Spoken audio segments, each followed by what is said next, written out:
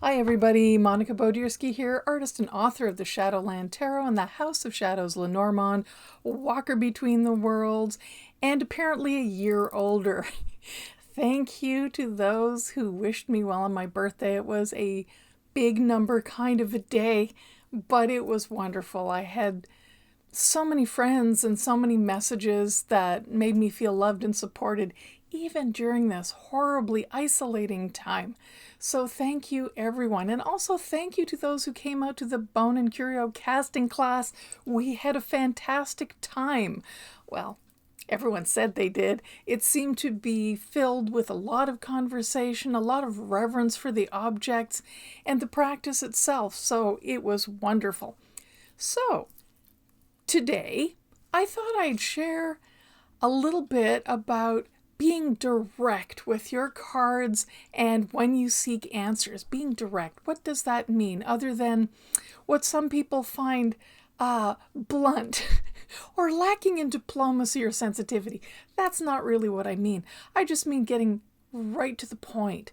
Sometimes we get ambiguous answers when we ask oracles because our questions are horribly ambiguous. You've heard me talk about the importance of questions before, so I'm going to be really straightforward, and we're going to mix and match a few things in honor of the fact that I did the Bone and Curio casting class, as well as creating a Lenormand and Tarot, and you know how much I love divination. I thought, why not mix and match a few things with a very direct question? Who am I right now? Right in this moment. Who am I? Who am I? I did this for myself, and I'm going to pull 3 things for you for the week. Now, given that we can change who we are in a few seconds and hour to hour, minute to minute, day by day, I don't know. Our perceptions of ourselves change so rapidly. We can be absolutely certain we know who we are, and then something happens to us during the day, or someone says something, and suddenly we're going, was that me? Is that you? Who am I? And I'm not suggesting every one of us goes through these constant identity crises. Maybe not a crisis, just that moment of, who am I? Especially when we are challenged with all of our usual routines being completely disrupted. That is enough to give us a little bit of pause to consider what we're doing. Sometimes that's a much better thing than just charging along. But also it can leave us feeling a little shaky. So I thought, I'm going to ask the oracle here, who am I right now? So what I did was I pulled a tarot card from the Shadowland Tarot and a card from the House of Shadows Lenormand, and I'm not going to shake these near the mic because they're darn noisy, but here are my, ooh, look, they're beside me, casting and trying not to spill, my casting objects. I have quite a few, and as I was explaining in the class, these are going to stick with me for the year, so I get to know them and use them to a real level of depth. I think every time I hold on to these and use them more and more and more, a little bit more is revealed. I come to different realizations, so I tend to work with the objects in a single grouping because goodness knows I've collected for so many years. I could have about 10 of these kits, but I'm going to sit with these for a good long time. So I pulled a couple of objects out of this wonderful bowl, and I'm going to do the same for you. So let me show you how this works if you want to try it. What I asked was, who am I right now? See, that's a very direct question. There's no mistaking that. What you get from the card that you pick is what you get. This is who you are. There's not a lot of wiggle room in that.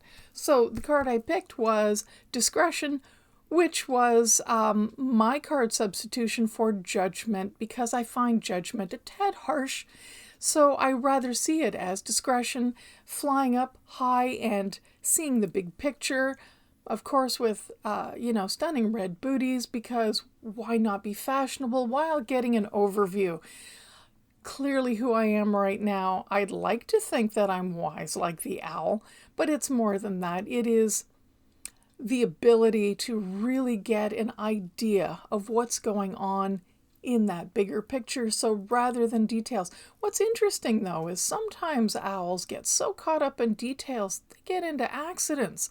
They fly into things. The barred owl is one of those. It is similar to the barn owl, but not quite. It's a little bit smaller and has interesting striped feathers.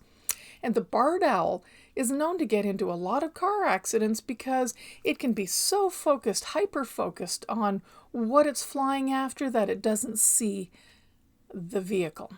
So, right away, I'm getting the idea that while looking at the big picture is a good thing, maybe I should use my discretion in what I'm looking at in the minute details and what it is I'm seeing in an overview. Okay, that's who I am. Okay, I can deal with that. The next card I picked from the House of Shadows Lenormand was the bat with a letter. It is the letter card in Lenormand. If you're using a standard Lenormand, yours probably doesn't have a bat. In my deck, it means I'm a messenger. So you see what I did there? I didn't say, who am I right now? I will get a that doesn't work. Who am I right now? I'm a messenger. I am delivering messages. Yes, I am. That's fairly accurate. And what's interesting is you can also see the connection between the two flying things, and they are both sort of nocturnal. Not really. They're both twilight dwellers. So who I am right now, maybe I'm functioning best in twilight. That is probably true. Also, I picked a couple of objects out of my bucket of curios and bones, and one is a clear crystal, so it is clarity for me, and I've given each of my objects its own meaning. You can ascribe your own meanings to your casting objects, of course. There's this little porcelain doll leg. One step at a time is what this one means for me, walking towards your goal. So apparently I am looking at the big picture right now. I am a messenger, but I'm also very clear on what I need to do one step at a time. Okay, so being told who I am, is kind of nice because I don't always see who I am. And I know this is going to be tricky for you to be objective, all right? So I'm going to give you a reading and I'm going to tell you who you are. All right, so the first card I am choosing for you, got my handy dandy deck here, is you are the High Priestess. That's a pretty good card.